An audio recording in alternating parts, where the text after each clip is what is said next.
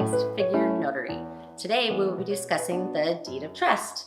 The deed of trust is the security instrument between the borrower and the lender. It essentially goes over in detail what the borrower's obligations are. Make your payments, maintain the property, and keep insurance on the property. And then what the lender can do if you don't do that, which is accelerate and/or foreclose on the loan. So it goes into detail that process. Let's take a look at it. Here we have an example of a Texas deed of trust. It can seem intimidating because it is so many pages long, but we're going to go over the basics so that you feel comfortable with it. First of all, it's called the security instrument. It will have the date. It will also list the borrowers. It'll list the original lender, their address, and the beneficiary. Another important fact is that it does list a trustee. The trustee is responsible for foreclosing on the property if the borrower does not make payments. In Texas, the deed of trust allows for a non-judicial foreclosure and gives the trustee the power of sale. In other words, in Texas, a lawsuit does not need to be filed in order to start the acceleration foreclosure process. Page 2 will list any additional riders that can be attached to the deed of trust, meaning they'll be filed with the deed of trust. For example, if you have an adjustable rate in your terms, that rider will be attached as well. And it will list when and how those interest rates will be changed.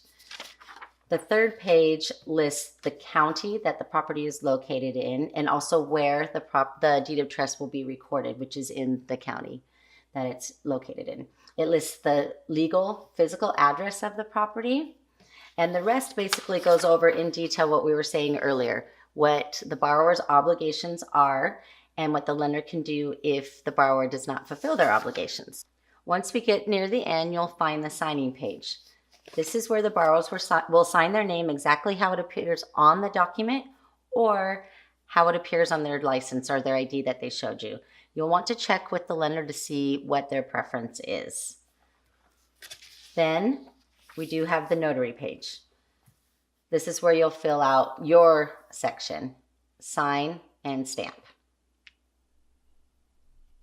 Another thing to note is that you will see a witness line.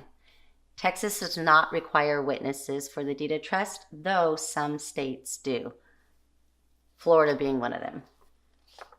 An interesting fact about Texas is that Texas is a non-disclosure state, so you will see here on the first page that it will list the loan amount that the borrower has with the lender, but it will not list the sale price. The sale price will not be disclosed anywhere or to the county. The county will come out and do their own assessments.